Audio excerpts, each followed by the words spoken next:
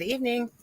And if you're just tuning in, welcome to Beneath the Hollow Moon, where folklore burns slow and the strange never fades. I'm your host, Lorilei Potvin, and you're listening to us live on UFO Paranormal and United Public Radio Network, 105.3 FM in the Gulf Coast and 107.7 FM in the beautiful city of New Orleans, Louisiana. And I'm here with my amazing, wonderful co-host and friend, Kerrilynn Shellhorn.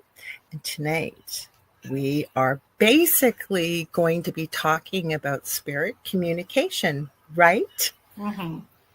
You had a better title. You had a better title. You always do when you make our beautiful banners and the beautiful intros. Miss Kerrilynn makes those. Thank you. Frequency through the veil. We're going to talk about better. Yes, frequency through the veil. We're going to talk about EVPs, and you're taking your questions and using our tools. And answering them. So doing like a live EVP session, because we're going to use the spirit box and talk about those sorts of things. I wanted to stop this. Good thing I'm checking this as I'm talking to you. So give me a sec. Go ahead. I'm just doing what I wanted to do.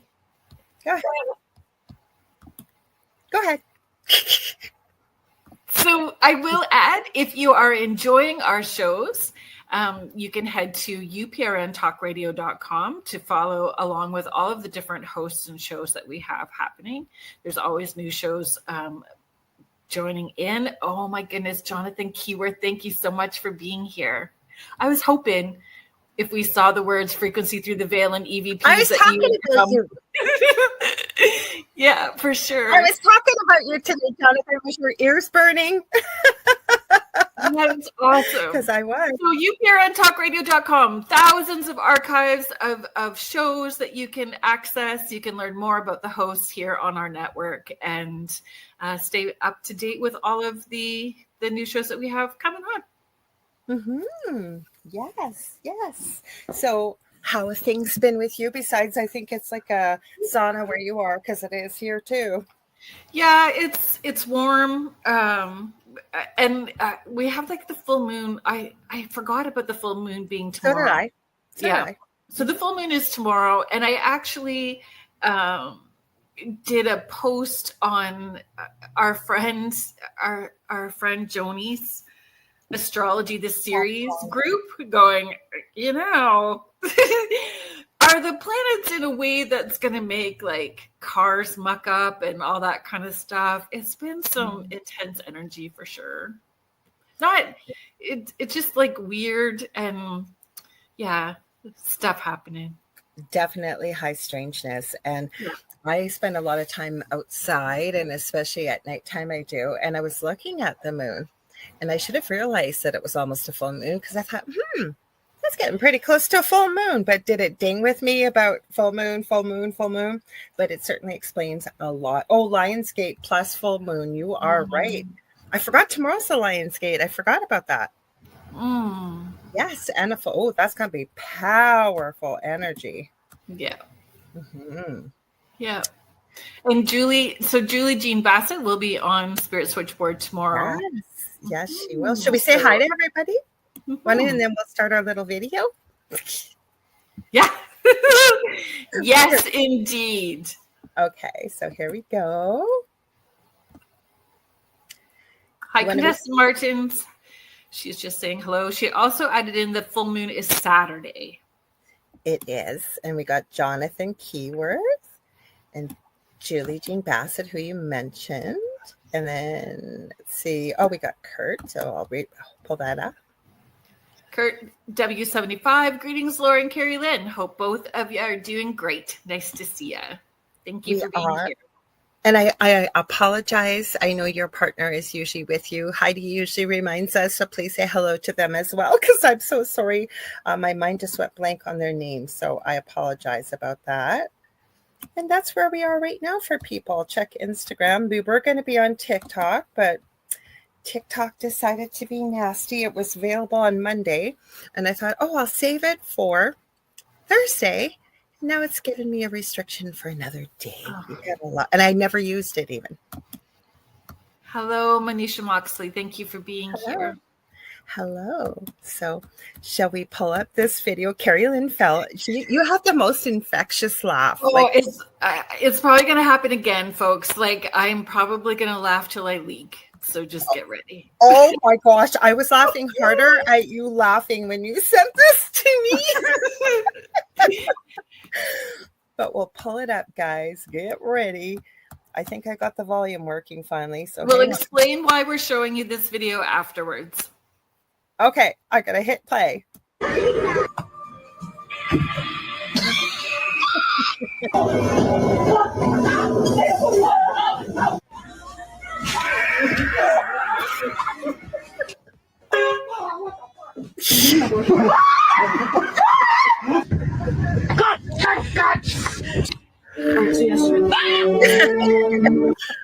are you going?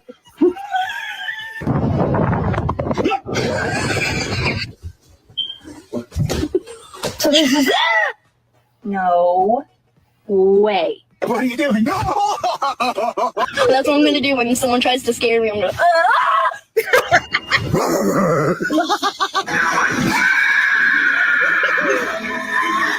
Hello, sir.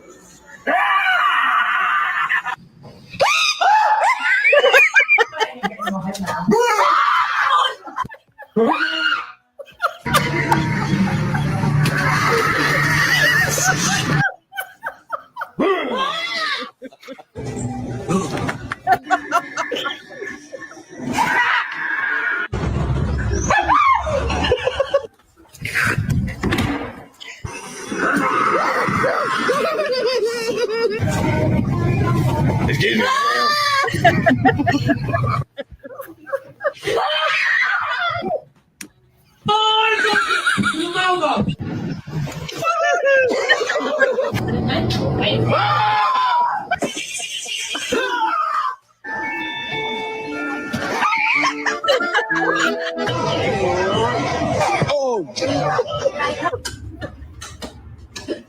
hi.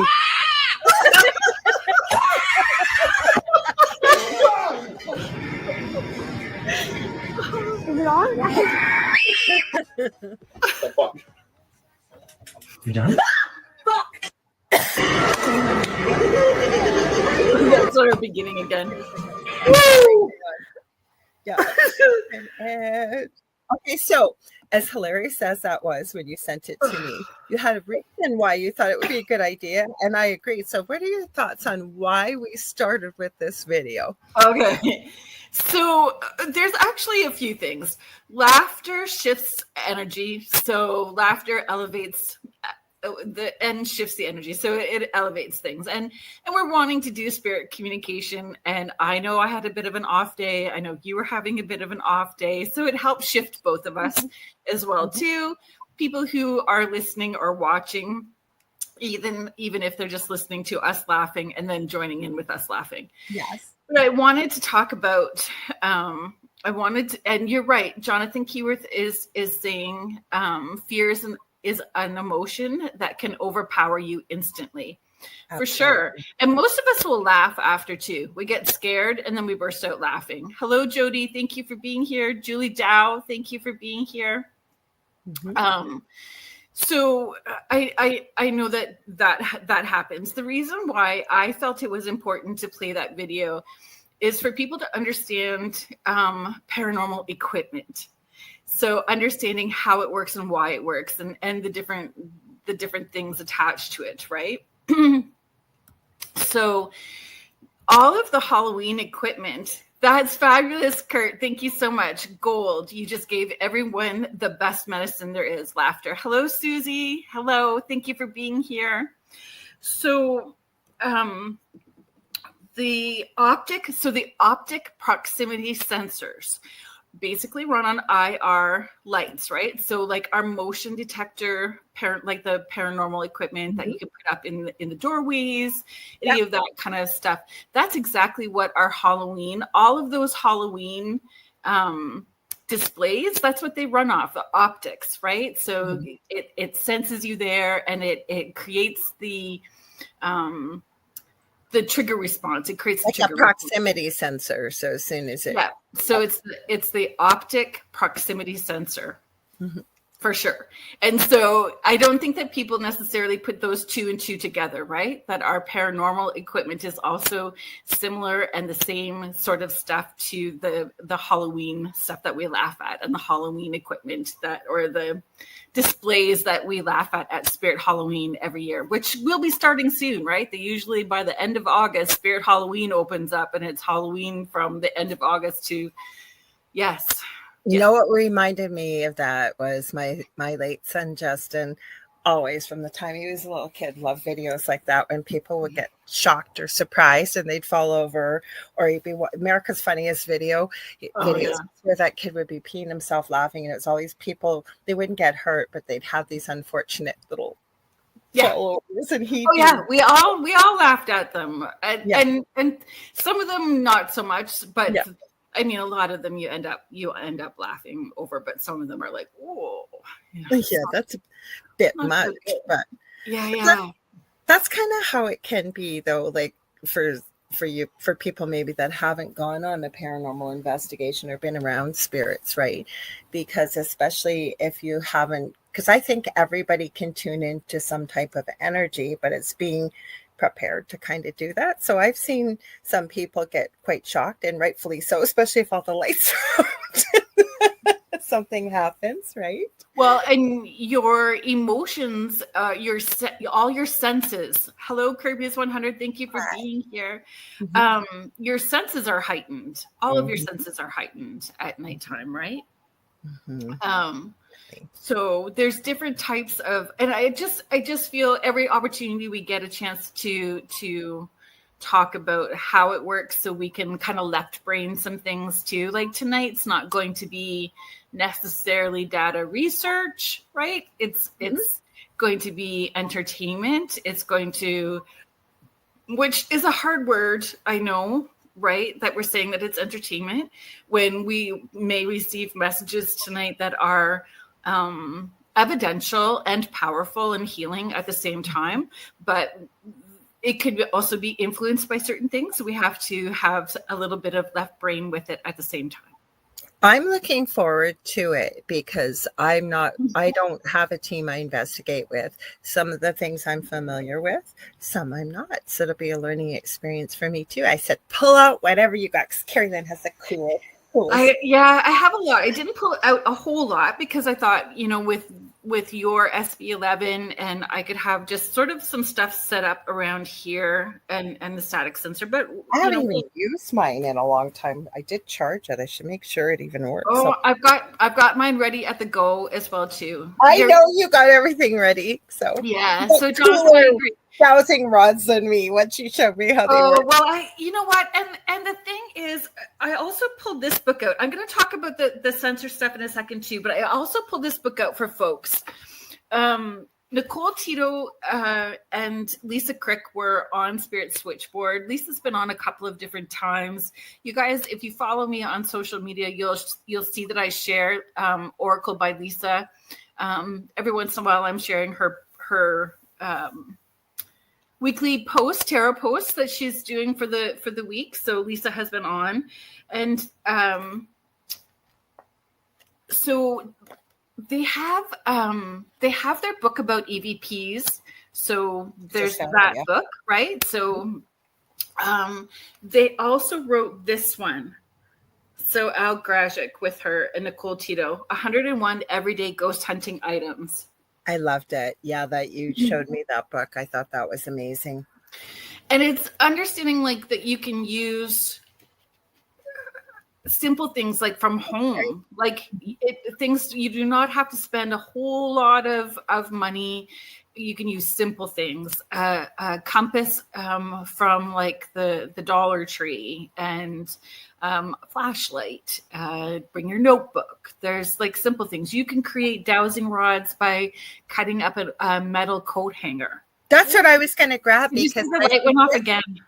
I saw it because my Yeah. previous co-host, when I first came to the network, Seraphine Hurley and I, we were between networks. We used to be on another network out of Washington, and we were going to start doing this on our own before I came to UPRN over 6 years ago. And so we had started building up a bit of a community. And there's actually, I'm going to give myself a little bit of a plug here. If you go to my YouTube channel, I think it's under the video section. It's something to do with energy and frequency. I'll have to look it up, the title of it. It's about 2 hours long. Seraphine and I are in it, and who I call my adopted daughter. She's in Sardinia, Italy, and we end up talking and teaching about energy from all of our different perspectives and how to work with it and what have you. But also we held one night, a craft night, if you will. We put out a list of supplies and we had people join us, and we made dowsing rods online live together. And decorate them any way you want. And yeah, and honestly, like I've taught divination tools where I got people to find a twig from outside that just has a tiny little bit of an arc and use it as a bobber. You can put a crystal on the end if you want, but holding it like a bobber. I bet you people don't know what a bobber is. So I always forget the name of it too. So do you want to explain how that works? So and how you use it? The bobber, if you had that like little bit of a stick with just that little bit of an arc to it, and you put that crystal, mine has a howlite skull crystal on the end of it, right? Okay. And you just hold it loosely. It's just another dowsing tool. And you just hold it lightly in your hand, arms relaxed at your side, holding it out in front, and you use it the same as you would any other dowsing, like your dowsing rods. You ask it if it can show you a yes, ask it if it will show you a no, and you can get that thing bouncing like crazy.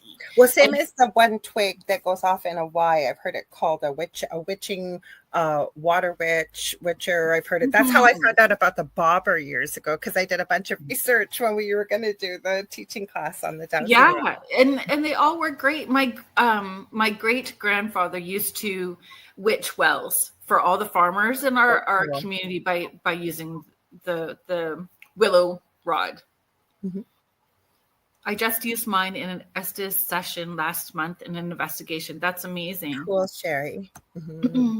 So yeah, I mean, you can use simple things from your home and not worry about having to spend a whole pile of money on equipment until because you can spend a whole lot, even like the cat balls, but it's understanding how things can get influenced and what can create a false positive as well too. And I mean, we're in my office, so up by these lights, I have hi, Jackie White. Oh yeah, you'll have to watch at the beginning later for the laughter part. Yes. So there's a Budweiser beer can by Ghost Gear Store, which is in British Columbia. I have a whiskey club bottle from him too, and it looks like a glow in the dark cigarette case, but when you pop it open, there's like a 3D printed cigarette inside. So I have that up there with a cat ball. The para-lantern is down here, Ghost Hunters equipment, the same as the tripwire. So I just have those things sort of set up while we were doing stuff tonight, right? Can I stop you for a sec? Because I'm very curious. Okay, so the light over your shoulder went off before we went live, and it went live again, or lit up again. What is that, and how does it work, and why did we see it light up? So a lot of this stuff, the para-lantern, the LED tripwire, the REM pod, a lot of people, hi Jackie Collins, a lot of people, REM pod is one of the first pieces. A lot of people will purchase as well too. Hi Cindy Waghorn. So the Paralight, those are capacitive proximity centers. So with capacitive, oh, hello, Teresa. So within it, within the capacitive proximity center, it creates capacitance. So it's like stored energy. So when something comes at it, it triggers that and creates capacitance, which creates the lights and bells and whistles and all the sounds. So I think I did that right. Yeah. So does that, so that would indicate then that you have some kind of energetic. Well, potentially, right? So it completes the connection of something stored. So it does stored electric, and it changes the electrical. So the unit, it changes the, oh my gosh, the stored electrical change.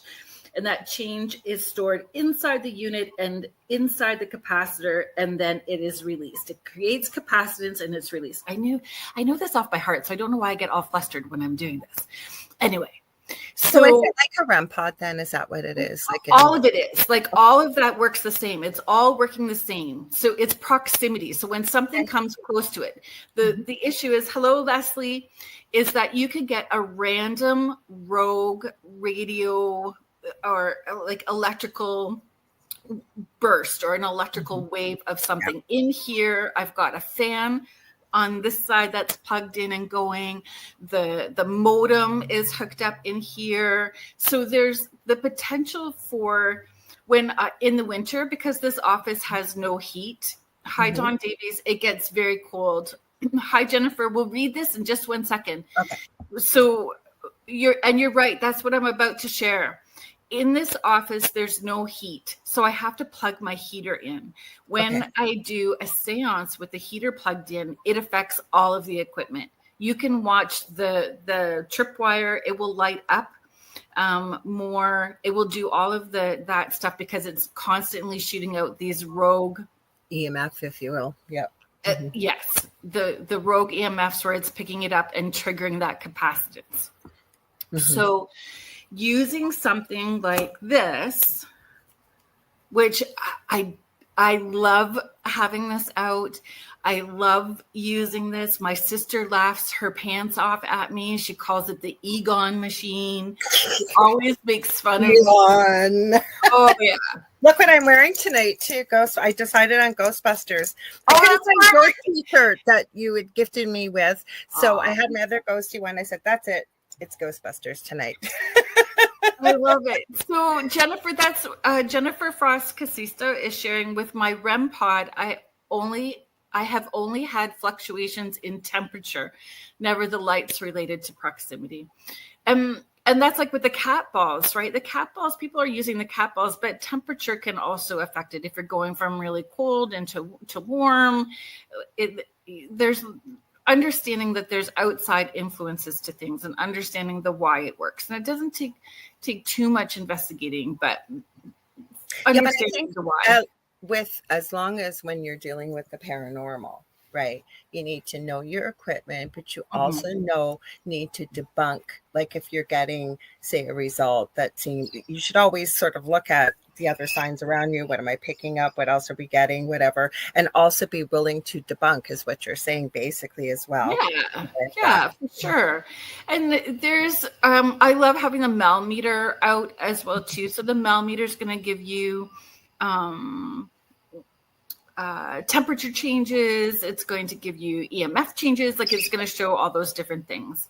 So another way to not debunk, but have more controlled responses is having a static sensor. So that I'm not familiar with. So please take it. Well, but static energy, right? When you have the hairs on your arms up, or you shuffle along a carpet and then you create the connection and that burst you have. Exactly.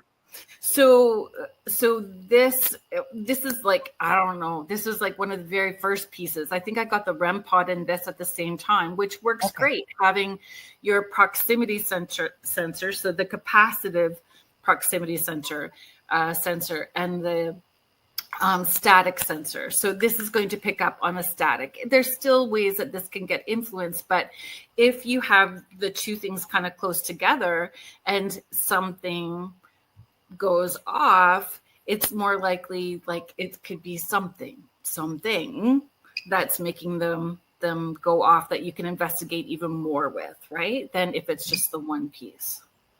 But it's because it makes a sound and everything. Oh my God, I love it. I'm gonna always call it now the Egon machine. I know it's called an electroscope. And I mean, I know that there's, so GEC Paratech, she's from the UK. I found her on Etsy. I love her equipment, a static sensor. So the static sensor is exactly what it's picking up on the static electricity. It just went off again. In the back of your shoulder. Yeah, it just went off again. Mm-hmm. She makes one. I believe Ghost Hunters Equipment has created a REM pod with a static sensor in it as well too. Mm-hmm. I believe so. Don't quote me on that, but you can double check. And I know the GEC Paratech has created a static sensor as well too. I know there's probably others, but those are the ones that I'm aware of. And this is just old school. I think I got this from Ghost Stop like a really long time ago. Yeah. Anyway, just so we have a little bit of idea. Oh, and I'm listening. I'm thinking about now where my book is, how to work my device. Because, see, I don't have anybody really to investigate or play around with, right? And where I live is kind of isolated in the fact that it's not in the middle of BF nowhere, but it's just Thunder Bay, and then we've got small communities. I find if I lived in Southern Ontario, you'd have a few more different opportunities to interact and use the equipment, even if you didn't go with the team. Yeah. And that's kind of what I've ended up doing. I have grab a couple of friends, and I'd be going with you if I lived down there. Exactly.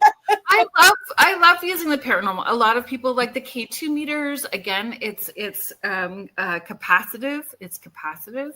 So just making sure that you can left brain things. That's why you get asked to shut your cell phones off. So the cell phones aren't creating random bursts, right? Yeah. Oh, that's awesome, Jennifer. Thank you. Yeah, thank you. That's awesome. And I mean, I know that it's a touchy subject, but I find going to cemeteries, even if you do like going during the day and taking a walk. Yeah. I mean, a lot of them look like parks, and it's a great place to try out equipment, and doing it in a respectful way, not when somebody's got, something going on, when there's a service being held or anything like that. But you find that quiet corner and you can try out your equipment. You could practice asking questions, because some people get nervous asking questions or not sure what kind of questions to ask, and checking out if you have the right group of people, because maybe there's somebody that gets scared at every little thing and they're going to run away. You don't want somebody that you can't trust to be with you when you're doing those sorts of things, right? So we have places around here that are notoriously haunted. Like we have what's used to be called the Lakehead Psychiatric Hospital. It's right beside a big man-made lake called Boulevard Lake. And I know nobody's gone in to investigate as far as I know, but I know people have gotten a lot on the outside. Mm-hmm. Crazy. Mm-hmm. Jennifer said cemeteries are usually very beautiful. I agree. Mm-hmm. I agree. I just never go. I just, like I say, I'm not going to go by myself, and I'm not taking my partner along, because I always say to him, the paranormal only happens when it happens to you. It's true. That's funny.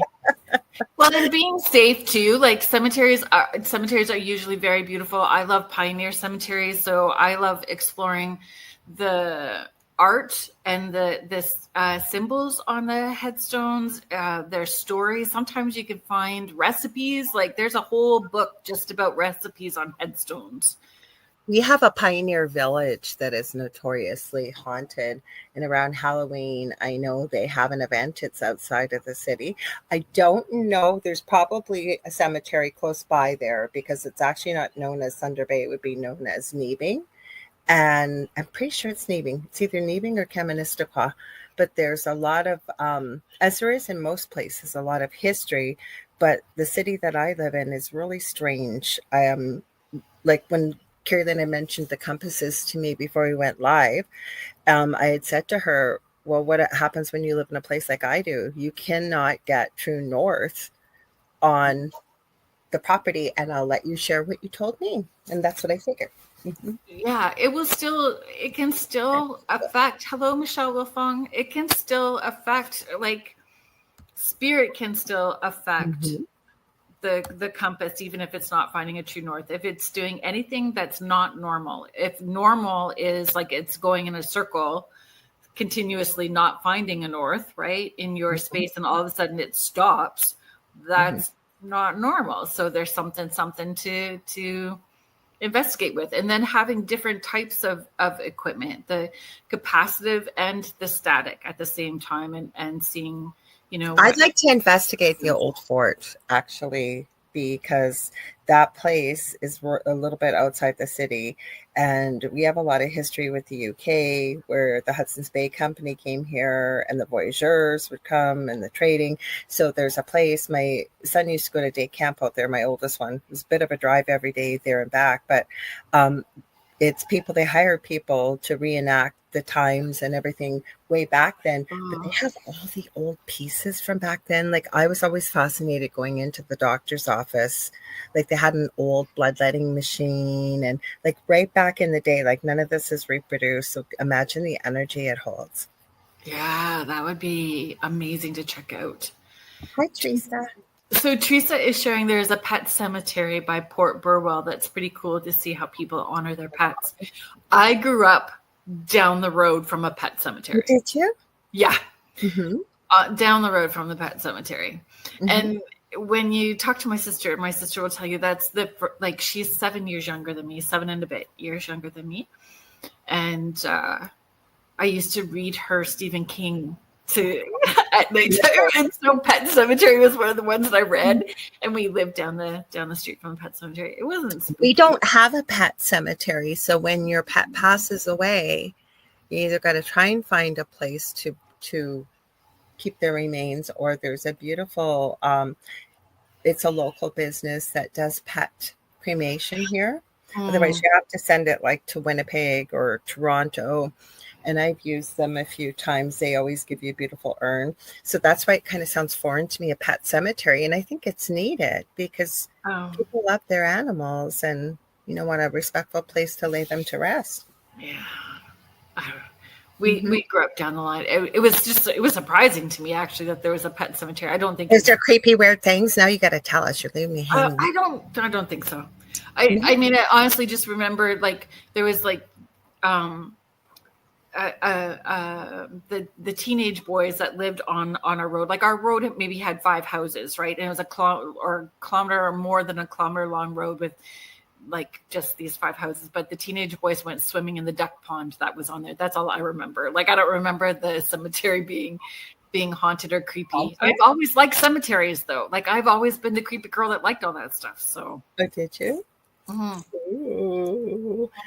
I have an app I sent to you. It's called Deadline. It's ITC Paranormal Research Application by hauntedengland.co.uk. If you guys are ever looking to want to maybe try something like an SB7 type device, I've had some success with this, and it allows you to even put in, it says investigation log. You can enter where you were, the time, set your location, and it actually keeps records for you. So it's kind of cool. It's a free app that's out there. It's not really an app. They just put it out. It was with a newsletter or something I signed up with. Oh, that's awesome. Teresa, I agree. Like, not creepy at all. Most of them are beautiful. Like, even there is a cemetery that gets mentioned a lot in different articles and being super haunted, and here in Southern Ontario, not far from where I am. And it just wasn't. It was one of the most well-maintained cemeteries and beautiful.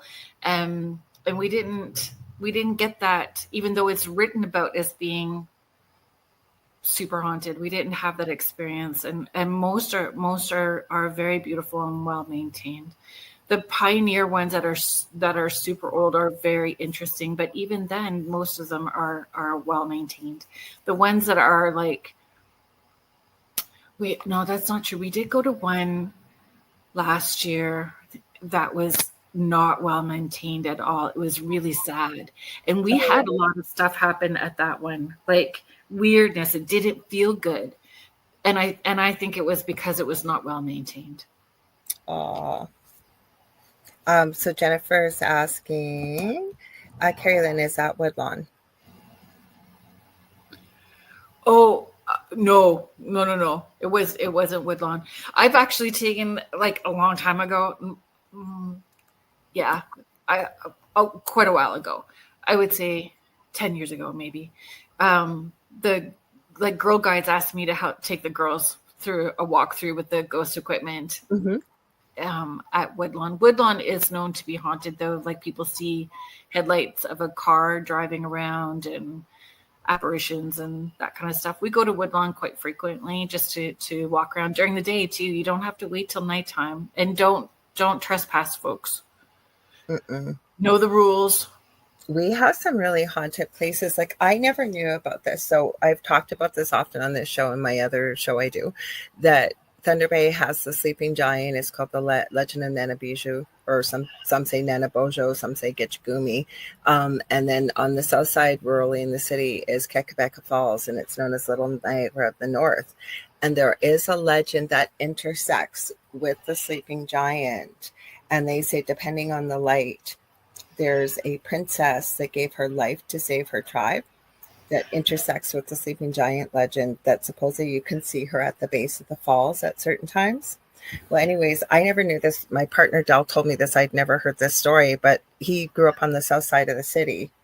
And he said he knew people that talked about this, that they, teenagers always looking for a place to go, quote unquote, parking. And they would go out there at night late, and they said there were a few people that swore on their mother's graves. They would say they were parked and doing what teenagers do, and all of a sudden they'd hear the locks go up and down, and they said the car, like their car would be facing in the opposite. Like if they pulled in, they said they didn't feel the car turn around or anything. And again, it could just be a bunch of people telling us a spooky story, but I've heard so many creepy stories from Kekabeka, and also on this side of town, rurally, Trowbridge. Like, if you look up, I think it's Ontario Paranormal, there's like a forum, or there used to be, you will see so many stories of people sharing their stories of what has happened out there. It's crazy. Yeah, I've been asked to tap into Trowbridge and record what I'm tapping into, like from here. So not even to go there, but just remote view in and see what I pick up intuitively. So it's supposed to be a lot. Couple of days. Yeah, there's a lot there. Lots of people had a lot of reports of stuff. I can't remember. I don't think I've ever had anything negative when being out there, but I haven't been out there in years either. Crazy. Okay, so the book. I think those were the. Did you see if is your SB11 working or SB7 working? Yeah, I have it plugged in. I just haven't. I don't even know if I put an SD card in it. I bought it because it was on sale and I wanted one, because I thought, I've tried it a few times. What I've mostly used, because I got to have this with me, I've used and I did charge it. I don't even know if I put an SD card in it. Let me put my glasses on and see. I have an extra one. I know I do. But the one app that I use, I'll highlight this for you. Jody has a comment there. Oh, Jody, you know what? I've taken I've taken intuitive development classes there to put the tools that I've taught them to work. So Jody is sharing, I visited the African Episcopal Cemetery in Otterville near Tilsonburg. The energy there feels like it swings as if people are singing back and forth to each other. So when I do the talk, Tales from the Grave, when I'm talking about why paranormal investigate at cemeteries, we have, I talk about this cemetery actually, and I have a photo of it. Whenever I've gone, so I've taken classes there, but when I've gone to investigate with Jody, all of our equipment stopped working or acted up before we even got into it. So like even my cell phone, the cell phone was like flashing off and on. The compass was going crazy. The GoPro camera died, everything before we even got in there. And we were there about twilight, like when it's starting to get a little bit dark, but not quite. And we had all kinds of weird stuff happen. I think the Ontario Dowsing Society went in and they dowsed to find all of the graves because they were unmarked. So they've been slowly getting them all marked again. It's got quite an interesting history to it. The one thing that I want to ask you about that we didn't cover, because I talked to you about this obviously before we went live. I said, what are your feelings about protection and closing out a session? Because as we were talking, and I said I've ended up working with people mainly in my previous home that would see something on TV, and then a little bit of knowledge sometimes can be dangerous. And I'm not saying this to scare anybody, but instead of maybe getting somebody to show them how to use the equipment properly or what to do or how to close a session, they'd end up going out thinking they're doing what they saw on TV and then coming home and having a few issues. And it was just because I don't think they were really well prepared. So what's your thoughts on that? Yeah.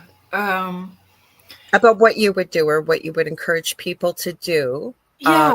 So I certainly encouraging people to understand what your belief system is, understand what your intention is, understanding that you may run into or could potentially have happen. So do you have a game plan? Do you understand how to open up your sacred space, and do you know how to close it down? So setting your intention to connect, and then when you're done, closing it down and knowing how to clear the energy after. So educating yourself with those things as well too. I don't necessarily protect up before I go in because I think you can protect. Oh, did you see the light? Yeah. I do. Yes. You can sometimes protect so much that you're not actually going to allow an experience to happen. So I want to have that personal experience because I think personal experiences are still evidential or evidence. But knowing how to shut it down and to clear that energy, and it's doing some research and understanding what your cultural background is as well too, I think is important.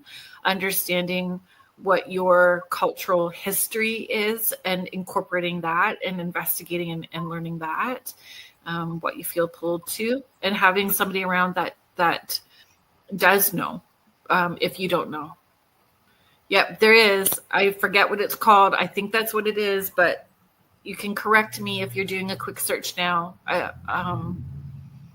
Because I believe that's where I got my first dowsing rods from, Jackie. And I think it's important, like you said, to set your intention. And I think that you have to be serious about it because the people that I ran into, and the other thing I want to add, don't take things from places. Like you said, don't trespass. Don't take things from places, because these are some of the people I ran into. They were usually young gentlemen, early to mid 20s, maybe a little bit lonely, just kind of wanting to belong, right? And thinking, oh, this looks so cool what these guys are doing on these paranormal shows, and going in there, but not really knowing exactly what you said. As well as I find I had a few that went in there with the intention thinking, I want to see the scariest thing I can possibly see because I don't really believe in it. And, I think you have to be serious about why you're going in there. Serious doesn't mean you can't go and have a good time, but I think you have to, like you said, know your intention and setting boundaries and everything that you said as well. And it's so important too to close and knowing how to clear your energy. Absolutely, I agree with you. And it's not always, you can go long spurts of not having anything happen. I was just going to say that, investigation. And it does not have to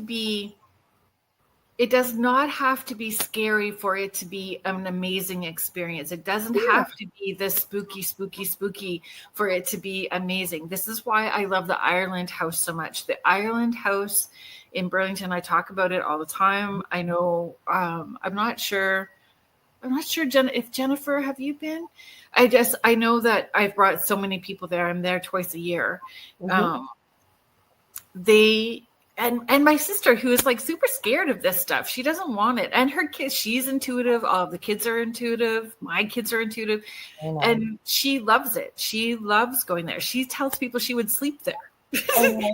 And you have stuff happen as soon as you walk in the door. Like stuff Uh-huh. happens as soon as you walk in the door. Doors open, you hear footsteps, you hear audible sounds. There is action from the moment you get there, the whole entire time. And it's lighthearted. It is, they are proud of the space. They want to connect. They want the interaction there. And you don't even have to push. You just are there like, tell me your history. What I was saying to you, like when we were talking today, is what some people, I'm not saying everybody, but some people don't realize that, you're dealing with spirits, but most that you're going to interact with, if not all, but most have been human. And this, while we have free will on the other side. So it's the same thing when you come to see a medium that you want to specifically speak to one individual that you absolutely are insistent of. We have no control who comes over, right? It's who come, you have free will on the other side is what I'm saying. So would you treat a human being like that in real life? Like, that's how I feel. Like, you should be very respectful to the spirits that you're interacting with. Like this place that you just discussed, like they're proud of their space, right? They wanted the interaction, and it sounds like it's a really beautiful experience and fun. And an interesting thing that happened. I always say, like, hi, Tanya Martins, thank you for being here.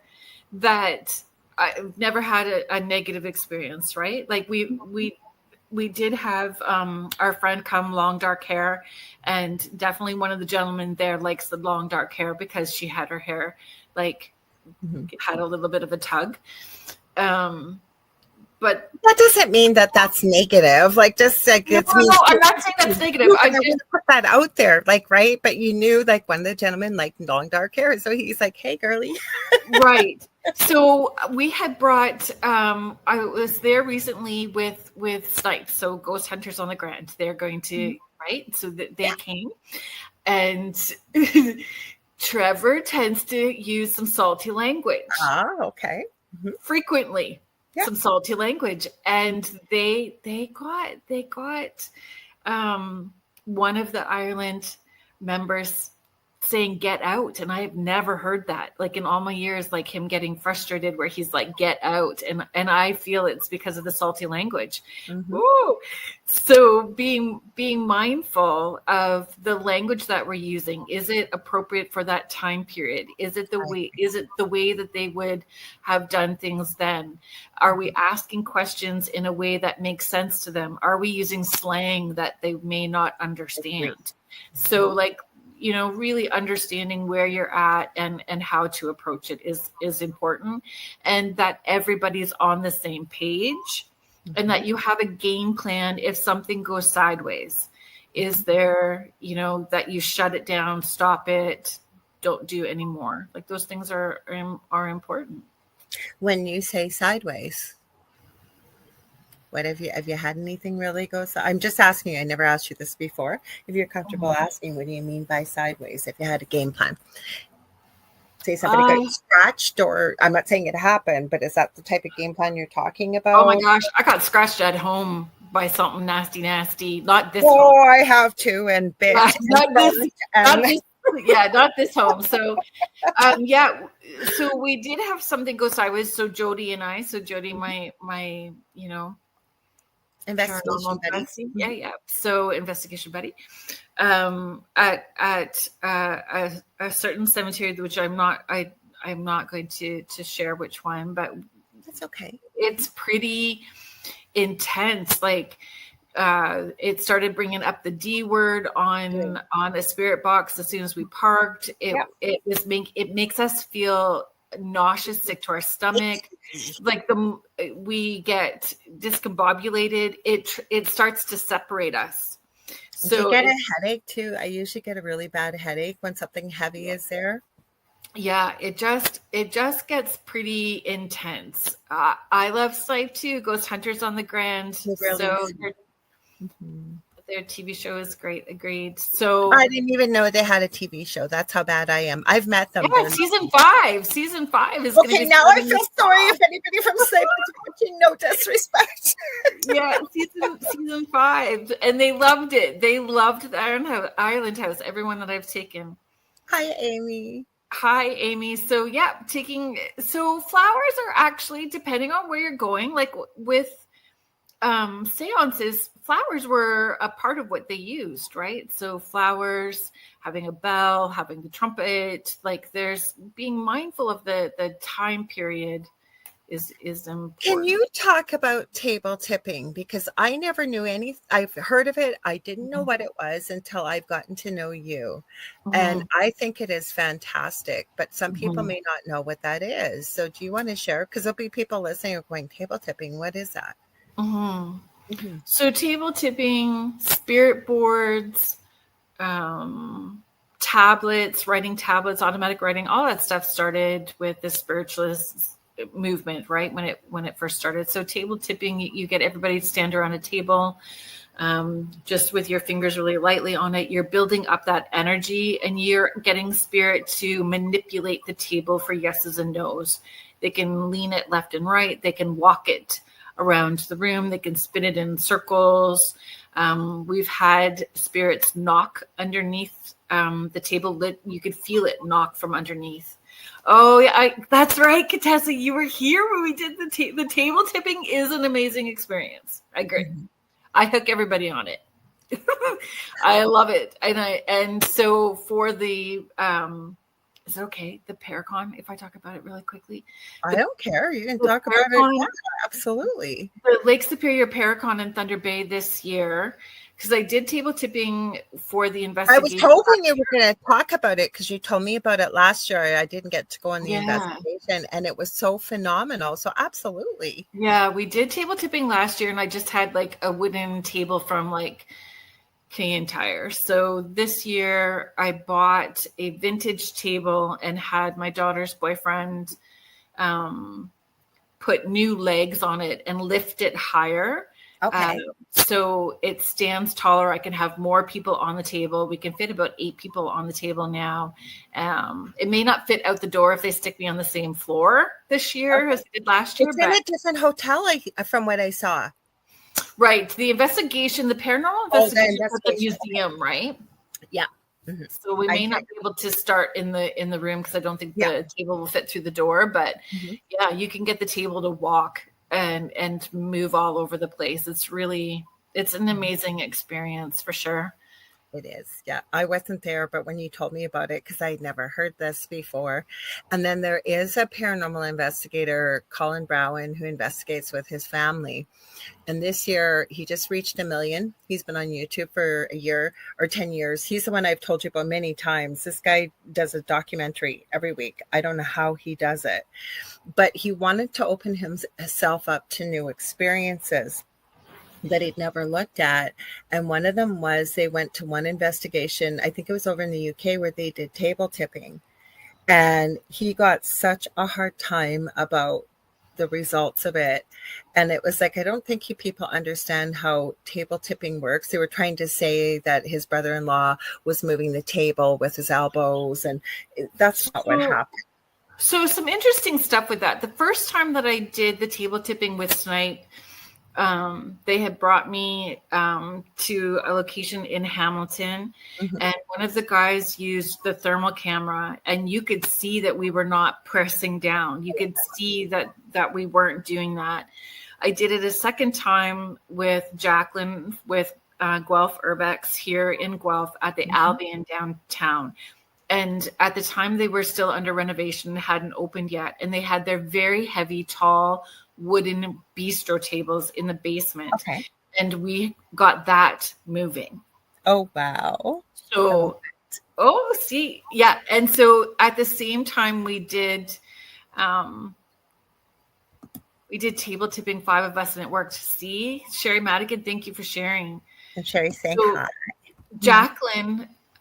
Jacqueline also of Guelph Urbex, she grabbed the thermal cam at that point in time too, and we had the big heavy table, and she saw the same thing. Like the temperature showed that we were not pushing down or creating that movement. So it was great. Michelle just said same thing. She goes, I would love to watch a table tipping and observe. That's why I asked you to bring it up. It just popped into my head because I remember asking you. You said, oh yeah, I'm bringing my table for table tipping. I'm going, what the heck is table tipping? I'd never heard of it. And I think because, like you said, from the age that it came from, a lot of people don't do it. And I think, like, I talked to some of the people that had been at the session where you did the table tipping here in Thunder Bay, and people's minds were just blown with the amount of energy and where it went. And it was crazy. And I personally feel the table tipping works. I always adjust, right? So when we're doing the seance at the house, I have the equipment set up kind of like how I do right now. Yeah. And we just roll with it. We use a candle. You can use a candle for spirit communication, making the flame come really high or at a bend. Mm-hmm. The candle spinners, like they've got the top with the little hanging. Mine has cats. I've got one that has moons on it, and it spins in a circle. You can make spirit stop the spinner and spin it. I didn't know that, because I had the one from that has the angels. Yes, you can use that. I also have somewhere, it's in all dark in here right now, so I don't know what I did with it. Woohoo! Sorry, folks. A table wind chime. Oh. So it's like a little copper bell or a copper bowl with a bell in it, and it's only maybe 1.5 inches tall. Okay. And I've had that sitting on the table and asking them to make the breeze go so that the bell will go off. So you do not have to spend a whole lot of money to do these sorts of things at home. So I forget where I was going. We were talking about so spirits will pick and choose. Sometimes they want to use like the modern paranormal equipment, and if you shut off certain things, they'll push you to where they're wanting to go. And when we're doing the table tipping, we're laughing, we are shocked, we are like, we can barely keep up because it's spinning so much. Like we are running into each other, so we're laughing, and it's.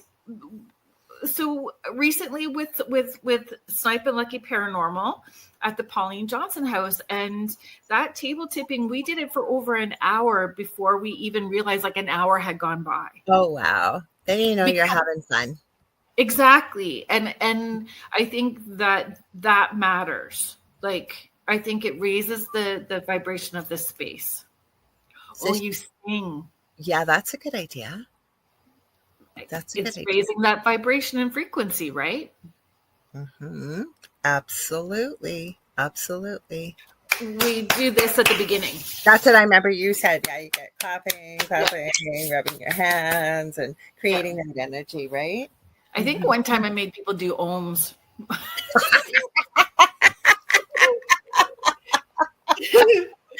Well, they're the bottom of your belly. I will tell you, today, scrolling around on Reels, this reel came up and it said, tell me that vibration and frequency don't exist. And it's this bullfrog sitting in this completely still pond, and it starts to make the bullfrog noise. And you see the water, the ripples get bigger and bigger and bigger and bigger. This frog never moves. All you hear is the sound, and the sound creates the ripples. Yeah. So if that doesn't show you, I don't know what will. It's amazing. So I would love to get my hands on one. I used to have my cover photo on Facebook. Mm-hmm. Yes, that table was walking around the room for sure. Mm-hmm. It is like a singing bowl. I forget what they're called, but you put water inside and you wet the handles. Okay. Then you rub your hands back and forth over the handles. And as you rub, it creates this vibration, and then the water starts to dance and jump from you rubbing it, but the handles are wet, so it's not a whole lot of friction, but you start moving it and it starts to vibrate, and as it vibrates, all that water just starts dancing. Now I got to know what that is, because the only thing I have, and I need to pull it out of the closet, I'm grabbing it and oh shoot, I just dropped some of my crystals all over. Some of my tools I work with every day are right beside me. But I have a tuning fork, because tuning forks are another way, right? Oh, yeah. And I know you have them. But yes, because I think it's funny, because it's like grade 4 humor to say that I have forked myself. Yeah. But, my dog perked up. So There's but clapping your hands shifts the energy as well too, right? All of that stuff. my dog just said you rang. And I think it might be a good point right now. I don't know why it just popped into my head. Thank you, Spirit. That artist Abel Hart that is out there. Check that guy out. He's tuning music to the frequency about basically what he's singing about, right? Exactly. I love the tuning fork as well too. Should we do the station ID really quickly, just because we are at 20 after 8? We haven't even done the EVPs yet. I was just going to say, should we start communicating? And I heard. No, let's do our tuning forks first, and then let's turn on the spirit boxes and see where we go. And however you want to do that. So if you are just joining us now, thank you so much for being here. You are listening to Beneath the Hollow Moon. I'm your host, Kerrilynn Shellhorn, and I'm here with my wonderful co-host, Lorilei Potvin. And you are listening to us live on the United Public Radio Network and the UFO Paranormal Radio Network, 105.3 in the Gulf Coast and 107.7 FM in beautiful New Orleans. And if you are enjoying what you are listening to and watching, please consider liking, subscribing, and sharing, letting people know all about us. And you can follow along on uprntalkradio.com for all of our shows, to learn more about our hosts, keeping up with all of the comings and goings and new things that are happening. Yes. Today we are talking about frequency through the veil and EVPs and spirit communication. And for those folks that are in the chat, start thinking of some questions that you would like to ask. And you guys ask the questions, and we are going to turn our SB11s, which is a spirit box. It runs through radio stations at a high speed, creating white noise. And the theory is that spirits can use that white noise to be able to communicate with us. I'm going to show you guys. I'm going to give my friend a shout out. He used to go to this network years ago. Derek White Sky Cloud. He is Métis, so First Nations and another nationality here in Canada. And oh God, what is the name? If you look up Derek White Sky Cloud, you'll find, I think it's Métis Artisans. I'm not sure though, but I've shown you my walking stick that I ordered from him. That it is so beautiful, but I can't use it as a walking stick because I kind of feel like Gandalf from Lord of the Rings because it's so big. You shall not pass. It's beautiful. Dress for the job you want. Yes. It's got it's in the corner over there. It's got all these beautiful, he put all these amethyst in it. It's got this gorgeous feather.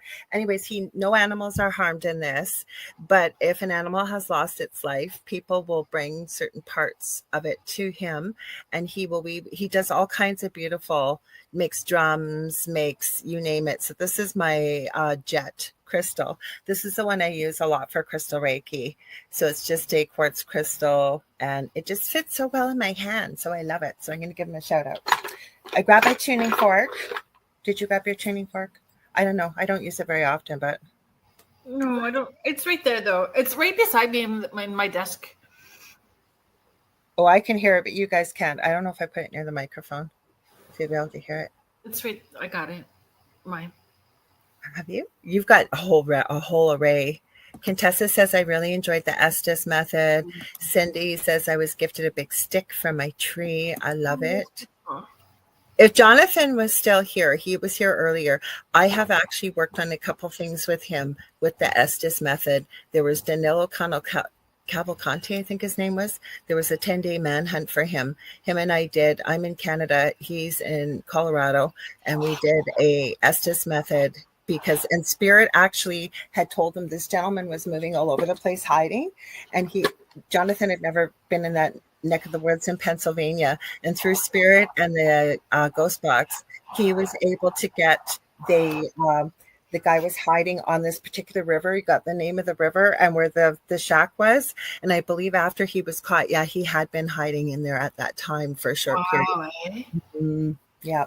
That's crazy. I love, like, with the Estes method that Contessa is sharing. So Nicole Tito wrote a book about the Estes method as well, too. That's their go-to stuff. So I'm not sure why I'm having an issue remembering. It's like, I have the name of it. Ghostly Voices. So ghostlyvoices.com. Ghostlyvoices.com. So 101 everyday ghost hunting items. Algrajic and Nicole Tito, but they also wrote the book, a book about Estes method, which they do quite a bit. How about I'll pull out the Deadline ITC Paranormal Research app, and you use your SB7, and then I can pull on mine, or you've got SB11. Yeah. So I'll start. The light just went off again. You guys have questions? Do you have questions you want us to ask? I'm starting. I'll turn it down.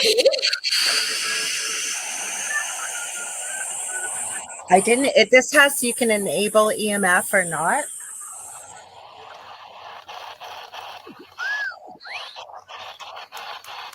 Did that just whistle? Mine does. Yeah, it'll make that noise. Is that too loud? I don't know if folks can. That's good. When we're doing the Estes method at the house, or when you guys are doing the Estes method, you're putting on noise canceling headphones and a blindfold, so it becomes sensory deprivation. Just in case there's folks that don't know much about it or haven't heard of it. I'm glad that you did. Yeah, because some people probably will go, "What is the Estes method?" Yeah, and so we always ask a silly question at the beginning, like, are you wearing underwear with purple hearts on them, or like just something silly, so that we know for sure that that person can't hear the questions that are being asked. Right. And then asking just said death. Oh, said death. So we're just setting our intention that the messages that are coming through with the highest good, greatest interest, and the most amount of healing. We are asking our divine team to watch over, guide, and protect us while we're working, making sure that any spirits that do come through know that they have to go back where they came when we are all done. I just got surge as you were speaking, so we'll see. I have not tested this enough to know how accurate it is, whether it's accurate at all. And then I'll pull out my box in a minute, but we'll try this for a bit. Okay. I can hear the radio waves through this one. Is that a good... Oh, that went off especially.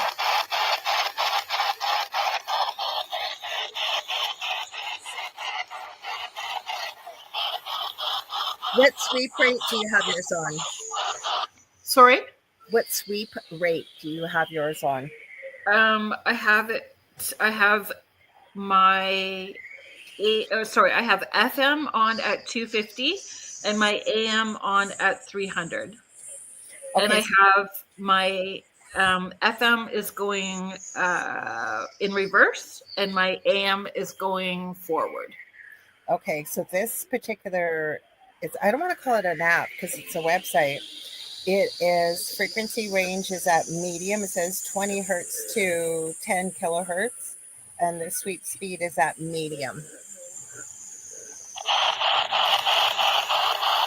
Well, can we just ask anything? Amy's saying, can we just ask anything, like if there's a message for Steve or...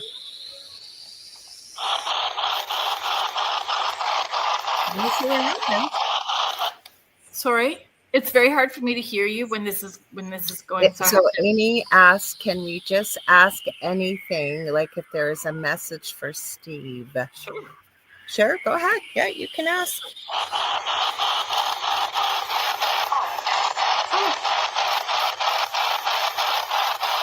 Did you hear the female say hi?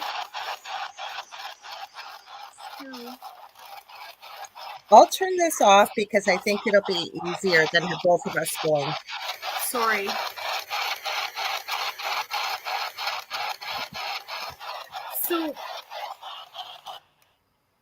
So you know what? When I do, I pulled them out actually, Susie. Susie was saying, yes, I'd love for you to give us examples of questions to guide our thinking. So when I do the Dining with the Dead of the Coated Lantern, and there's another venue that's very haunted that's asked me to do, did you hear the female voice? I did too. Mm-hmm. So I wrote out like like 2 pages of questions for people because sometimes it's hard to know. So I give you the idea of how to start your questions, and then just different questions. Who are we speaking to? Can you tell us your name? Are we bothering you? Is there a message for Steve? Okay. So we'll try that. Is there a message for Steve?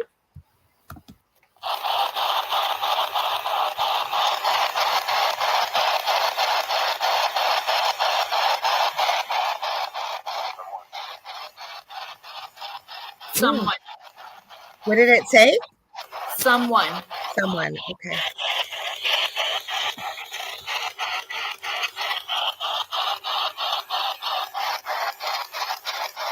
Who are we speaking with?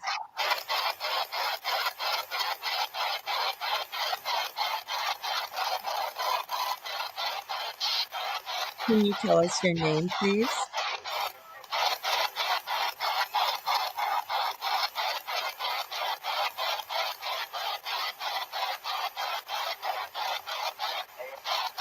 Hey. I heard that. Hey. So I have a male figure that's a cigarette smoker. I don't know if he smoked until he died, but he's definitely got lung issues, and he's standing to my right-hand side. And he keeps, I don't know if he has like the scruffy face, but he keeps rubbing my face like I've got facial hair. He's the one that just said, hey.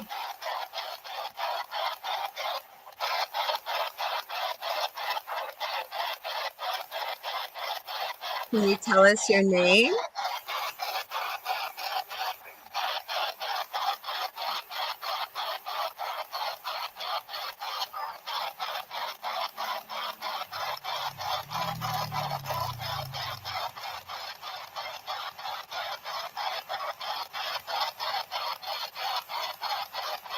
Sandra is asking, what is the message to someone? Oh, okay. What is the message to someone? Okay. Hi. Hi? Yeah, that's. I thought I heard too.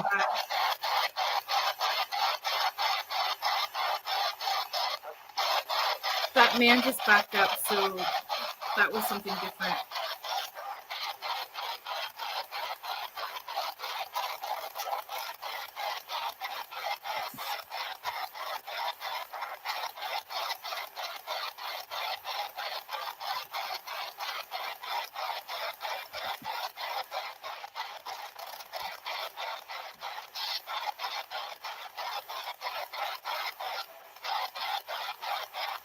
There's music playing.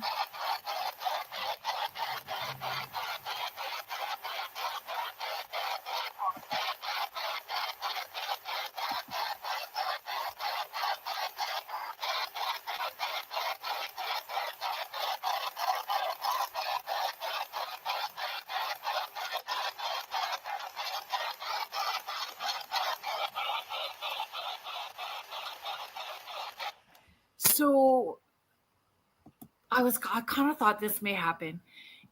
If yes, there was a woman's voice. If I'm picking up, should I spit stuff out, or do I? Yeah, go for it. Go and do what you need to do. Yeah, because I just know me. So just work the way you work. I told you. I told you I was in learning mode tonight too, because I don't use all of this equipment. Just go for it, Kerrilynn. Do what you need to do. You don't have to ask for permission. You just do what you need to do. And we love you for it. I don't really know. So the male figure that was coming through that was showing me the scruffy stuff on the face, there's definitely lung related issues, definitely was a smoker at some point.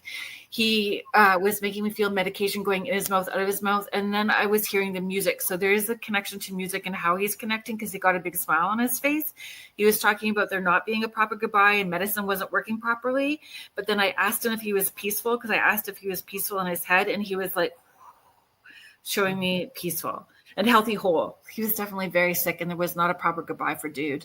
I don't know what his name was. I didn't get that just yet. Just that. Message for someone. That was Matthias, and Matthias. It's a message from Matthias. Matthias.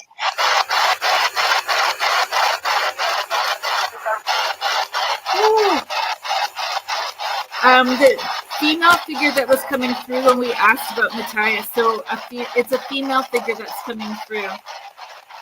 Okay, I'll leave that up there for Susie Broughton. Yeah, Susie, it's a female figure that was coming through.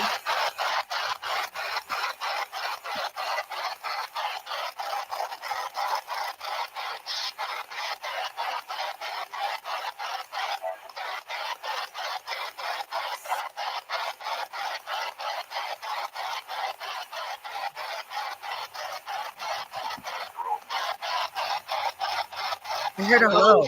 Hello. Yeah.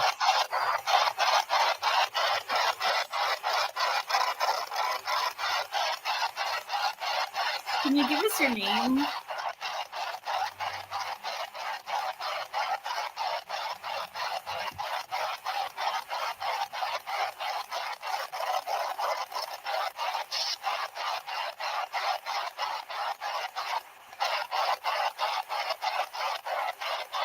Do you have a message for someone?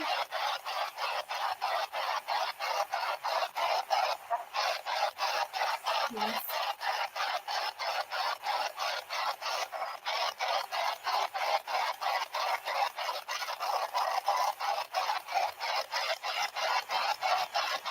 Is there anyone that you miss?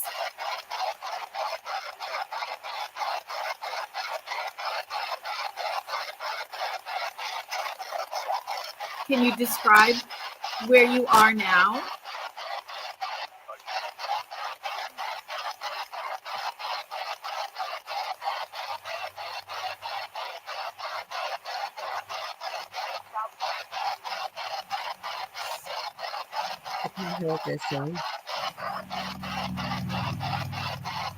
Do you like talking to us?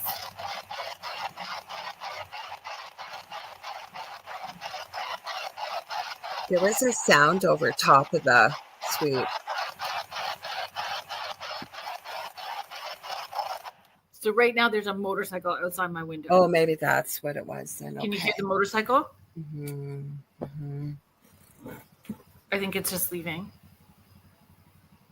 People are saying, oh, wow, that gave me goosebumps. And ladies, I have a question. I have a grape garden in my yard. I like to talk to my grandpa when watering the grapes because he had some too. Does he? Yes. Oh.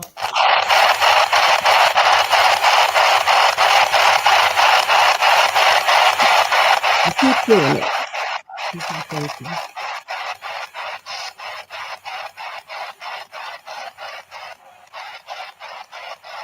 How do you show signs that you're here?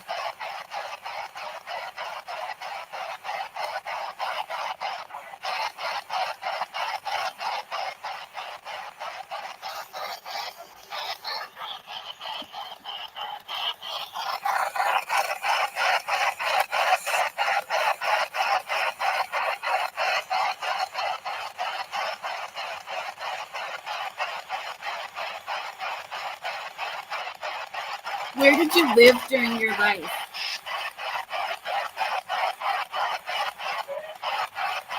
That sounded like a dog. That sounded like a dog.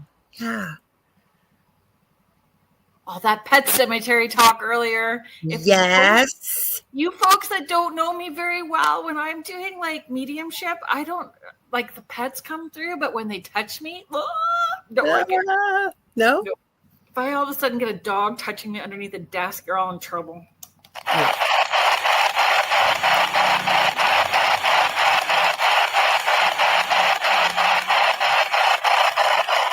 How many do we have here with us? 5? Did we say 5? Thank you. A female voice said 5. Thank you.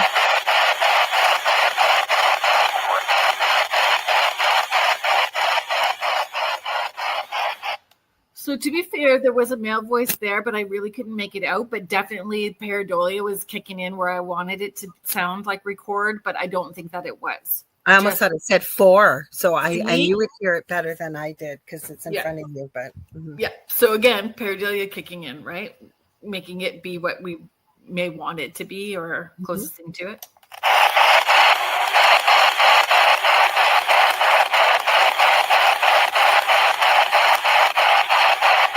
What is her name?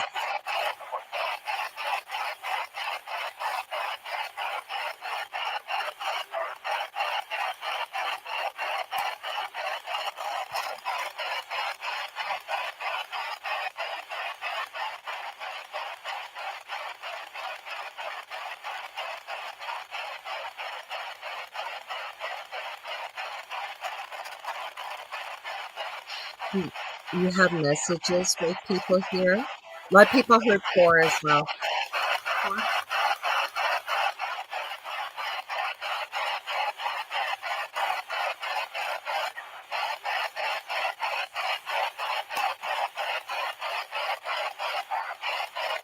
Is there a young woman there? That's what I'm almost feeling, like a young woman there wanting to. There was a young woman. Yeah, And because then I'm feeling her. Yeah. Go Yeah. ahead. Sorry, Kerrilynn. Go ahead. Sorry. Do you have messages from her that you want to share? Or are you picking up? We don't have to do. I we're just not. picked her up. No, go ahead. I'm just going to Alright, jump in when I jump in. I'm letting you do this. You were good at this, but I can see her. I can feel her. And I feel like she kind of stepped forward, then she kind of just stepped back. So Yeah. And then the other male figure, the tripwire lights just went off. The other male figure that felt older, which all feels like hip knee stuff, and I had a pop in my head like he was making me have instant heart attack or stroke, like it's that stuff.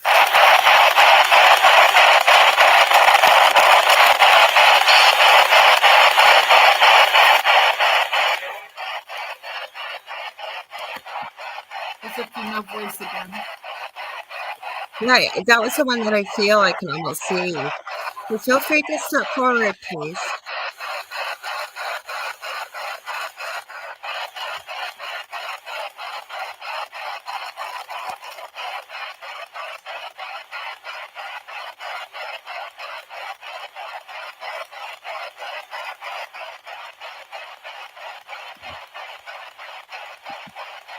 From Susie, to the woman who came through from Matthias, are you related to him?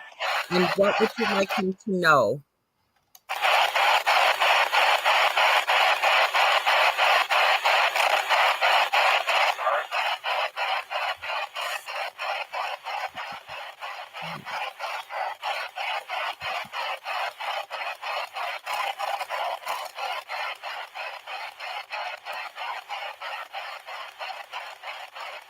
Do you have messages for people in the chat or that will be listening?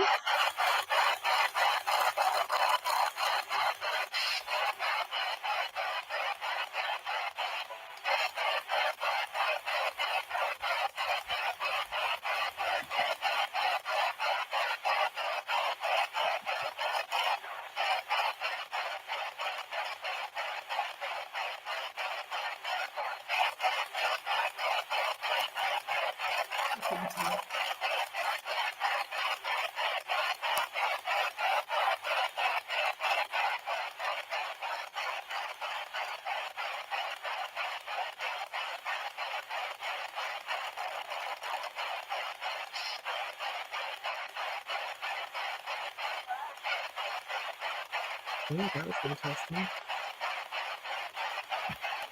That sounded like singing. Again. I was trying to tune into who was there that I'm feeling because Hi, Carrie. Hi, Carrie. Hi, Mortalie. Hi, Mort. Yours is getting great. That's why I turned mine off because I'm not even aware if it really works really well or not. I've only tried it outside that app. So, and haven't played with it. I don't want to call it an app. It's a website. I haven't used this box. I've used it once or twice. So, do you want me to? But I know other people that have tried the same one that you just held up as well too, that use that one as well and have good results with it. Well, keep going with yours. Well, we also need to be mindful because we have our story you told me. I knew there was something I had to remember. And it's a really good listener submission. Like it's an incredible story that they were willing to share with us that I don't want to, but we can always, like, our plan is to do some of these again. Like we would love to do this. And we didn't really give you guys a heads up ahead of time. And next time we can give you that more of a heads up where you can get your questions ready or even email some questions to us. So absolutely. we And can then I'll try a few more of my devices. The reason why I don't want to pull them out is because if one's working and we're getting responses, that's just it, right? Like it's working well. So do you want me to do the reader submission then? Because it really I think so, just because we're at quarter 2, right? So I want to make sure that we have, it'll probably take us right to the end. And we appreciate it, guys. Send your stories to Kerrilynn's porch at gmail.com. We would love to be able to share your story as well. So do you want me to start reading? Yeah. Okay. My son was 4 years old and it all began with a fairy door. Well, maybe it was the fairy door. How is one to know? I've long been fascinated by miniature things, and I did not write this story, even though I love fairies and am fascinated by miniature things. And so I've been long fascinated by miniature things and imagination and story. So when an arty, like one that's into art, friend of mine gifted me a tiny handmade fairy door for my wee son, I was elated. We'd been in our new home for not too long, 1 year-ish, and I look forward to installing the fairy door in my son's room with him. He was excited too. Oh, the possibilities. Who might live behind that wee door? We chose the perfect spot along the baseboard underneath his craft desk, right in the that cubby where his legs would go, were he sitting at said desk. Not long after installation, I had an idea. From my childhood dollhouse, I removed a little, and then in brackets, super awesome 1980s bistro set, a crayon green table with white flowers on it, 2 little matching chairs. I don't know. Am I okay to use these names? The names were changed. Yeah, the name. Okay, so Ryan and I decided that it'd be nice to welcome whoever lived behind the door by setting up a cozy space to visit. We split a citrus lifesaver in half and left a piece on that tiny bistro table, an offering for a visiting guest. Ryan was more than excited, and he hoped with that special heart of a child that a miniature magical world would unfold. And as a mother who has never left her childlike wonder behind, I sort of hoped so too. Whoever wrote this, boy, they are a really gifted writer, I'll tell you, the way they've written this story. So they say, spoiler alert, in retrospect, I might be the worst parent in the world. Oh my goodness. So Tony, and in bracket, my husband, Ryan's father, and I had tucked Ryan in for the night long after this lifesaver setup, and we'd settled on the couch to watch some show. Not long after, we heard our son shrieking. It didn't sound normal. We were absolutely stunned, and we both ran upstairs as fast as our feet would take us. My son's bed was positioned in a corner of his bedroom, and he was sitting up on the bed, eyes wide with terror, tucked into the corner between 2 walls, shaking like a leaf. Maybe this is the right time to share that my son, now almost 17, has always been verbal. He has always been a very even personality. He is calm, an old soul, she put in quotations. We have always noted since the day he was born almost. Anyway, I digress. Back to the shaking like a leaf. Tony and I sat on the bed, hugging Ryan first. In his 4-year-old way, he explained that his bed had been shaking and that he had seen lights flashing about his room. Bright, colorful dots of light, as best as he could best explain. I'm going to do what all rational humans do in an experience like this. I'm going to go through the list of all the things that could create lights like that in his room. Only I come up empty. Zero explanation. We hugged him, brought him downstairs, let him watch some TV with us, lightened the mood, and in brackets put, or tried anyway. We weren't sure of what to make of it just yet. A bad dream? ? Imagination ? As parents, we both remembered what it was like to be small and not have an adult believe. We didn't want to dismiss our son's experience, but we also didn't want to make something more than it should be, if that makes sense. If I recall, he did go back to bed that night and slept. Okay, I'm going to go a little bit further. It says decades earlier, a very young Tony is living in an apartment in Toronto with his parents, Marco and Paula. The family had come from Chile, settling in Canada to form a new life away from the Pinochet regime that devastated the Latin American country. One night, little Tony, tucked into his own bed, saw a shadow floating above him, a dark, almost silky cloud moving across his room. Knowing his parents were up in another room, Tony shouted out loud, "Intruder!" Someone had broken into their apartment. Tony's father, a huggable bear of a man, whom everyone loves, rushed to Tony's room and listened as the sobbing boy explained in total fear that there was someone inside the apartment. Marco searched high and low and assured his son that no one was in the apartment. He'd had a bad dream and that he was safe. It was that moment in time that Tony realized he sensed and saw things that others did not, a theme that remains very true today. He no longer felt protected by the adults in his life. Now an adult and a father, Tony moves through this world differently but does not share this part of him with anyone beyond myself. But he well remembers that moment with his parents in that Toronto apartment so long ago. A few nights later, shrieks emanate from Ryan's room again. We basically hit the replay button on the first event, shaking bed, lights spinning and dancing across his walls. More hugs, more discomfort settles across the family of three. Some nights are okay across the next weeks, but many are not. Something is traumatizing our son. Simply put, the crescendo comes one night as again, we parents are settled in on the couch. We are by now quite raw ourselves. No matter what is happening, we are upset for our son. There's certainly no quote unquote parent guide to help. And I agree because I've been in this situation. This night, there are no shrieks. Our young son appears at the top of the staircase landing and in brackets, clear view to us from the couch downstairs. And he's standing there shaking, trying to speak, trying to make noise, but nothing is coming out.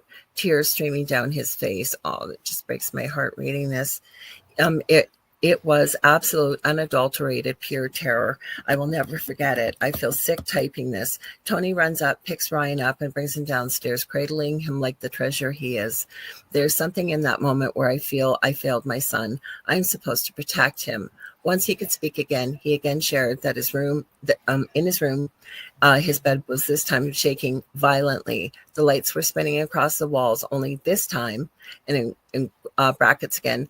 And believe me, this was a new one. He saw what he explained to be a dark, gray, gnarled old hand reaching for him across his bed. It touched him. And this marks the last day my son ever slept in that room for the duration of our time in that particular home. And in brackets, we stayed for another 4.5 years. I can definitely commiserate. My son, my eldest son, never slept in his bedroom, ever, past the age of 4.5 in my previous home, right until the time we moved. And we were there for many years. That night shifted our family dynamic. I brought Ryan to sleep with me in our bed. Tony, always a night hawk for as long as I have known him, began to sleep in the spare guest room. Ryan's room, vacant. The very first night I brought Ryan into my bed, he fell into the deepest, longest slumber I can remember. In the wee hours of that morning, perhaps a bit cliche to say this, but it really was around 3 a.m., a moment I'll not forget. Click. Ryan's music box began singing its lullaby, its verse sailing out of his bedroom door and into my room as my son slept. A lot happened with me that night, my own personal discoveries, let's say. First, I interpreted that music. I felt like a message was being dropped into my brain from something outside of myself. That's the best way I can describe something I have come to understand in these later years. Not too often, but sometimes I get some kind of message and I understand it. It's not from myself. That night, that music box was a message. Ryan, come back. I also learned something else. My room was a protected space. It seemed like nothing can enter. I was petrified that night because an experience that my brain still tried to explain away as a child's imagination was brought into the external world, a confirmation. But still, a confirmation with just me, myself, and I. I was there. It happened. But like a foggy morning, when the sun rises, things evaporate. Ryan stayed in my bed for 4.5 years and slept soundly every night. And every night I felt like something was at my door, looking in, but absolutely could not come in. This is the only way I can describe these days, weeks, and years. A couple of weeks after that last night of my son sleeping in his own bed, my husband decided to sleep in my son's room. Curiosity, protective father, I don't know. I'd already fallen asleep with Ryan and didn't know that he was going to do this. The next day, my husband emerges from the guest bedroom and shares with me that he had an quote unquote encounter in Ryan's room. He never slept in there again. And to this day, I do not fully know what happened. Many months later, after a lot of stress, Tony and I decided to go away for a night, just him and I. Ryan's grandparents, which were Tony's parents, came to stay with Ryan. They loved spending time with him, and his grandmother, Abuela, spoiled him absolutely rotten, just as it should be. We'd never shared even a little about what we'd been experiencing in our home. Zip, zilch, nada. To get around the whole Ryan can't sleep in his room thing, we told Abuela to have a sleepover in the guest room with Ryan. We set it up with cozy blankets, storybooks, snacks, games. She was over the moon with the idea, and so was Ryan. We felt we'd safeguarded the situation while not having to explain an unexplainable situation. Please do know that we were feeling all out crazy. But at that same time, well, what can I say? It was genuinely our collective family experience at the time. So Tony and I are getting ready to leave. Everything is all set up and good to go. We assumed Marco would sleep in our bedroom, clean linens, bigger bed, just figured that's the way it would go. Oops, Tony and I go away somewhere. To this very day, we find this very odd. We literally cannot remember where we went at all. I'd like to say we had a nice time, and I'm sure we did, but I cannot remember. I do know it was but one night away. We arrived home around early afternoon the next day, and the moment we stepped in, Marco whisked Tony and I away for a private conversation. Paula, and in brackets Abuela, stayed with Ryan in a separate room. Marco looked exceptionally serious, and I've never seen this look on his face before or since. Absolute fear. Marco is the most easygoing, laid-back, jovial man you'll ever meet. Live and let live, salt of the earth. And he then proceeds to say, we have to call a priest, Tony, and I have called on your aunt. Of relevance, Tony's aunt, Tina, is a very spiritual, intuitive woman. We sat there and really didn't understand. Shock, let's say. Marco explained that he'd chosen to spend the night in Ryan's bedroom while Ryan and Abuela had their guest room sleepover. Marco was attacked in the bed. His words, with not even a whiff of knowledge of our own experience. Something shook the bed. A pillow was turned over in my face and something grabbed my leg, he said. He raised his pant leg, and sure enough, there were scratch marks. At this point, Paula entered the room, and then they put in brackets, Ryan was watching a show or something and was not in the room. She looked ashen and shared the experience from her perspective, observing a rattled Marco. My entire paradigm shifted in that moment. Forever, our experiences had been validated in a way that I could no longer explain away. I was scared. I was shaking. I felt sick. What was in that room? But something else kicked in too. I was mad, like deeply rage-filled. And with my rage in hand, I planned to sage the entire house once the grandparents left. I saged myself, my son, my husband, and uttered words of protection. And I put in brackets of note, I have no idea if I did that correctly, but it felt right. I walked with great intention through every single corner of that house. And I mean every corner of that house. And I told all negative energy to get out, not welcome, only light and love and joy allowed. Be gone, not invited, not welcomed. I felt something so deep within me, but I also never let Ryan sleep alone in that room again, or sleep in that room again.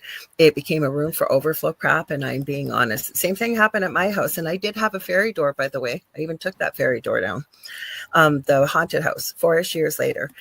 We were moving and we had to pack our son's room, being one of the last rooms we tackled. I walked in, broad daylight, stood in the center of the room, spun around, soaking it all in. A relic of his 4-year-old self mixed with other stuff we'd stored in there. The fairy door and its bistro set, his closet, a museum of toys.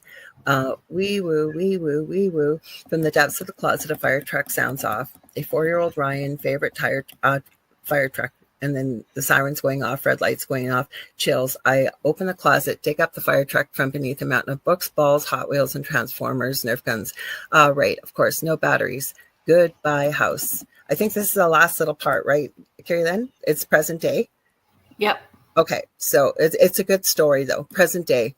If you were to ask my son about that time in his life, he can articulate that what he went through with remarkable clarity. He can explain better what he was experiencing every single night in that room and how come he came to expect and accept the activity, falling asleep, curled up in the fetal position.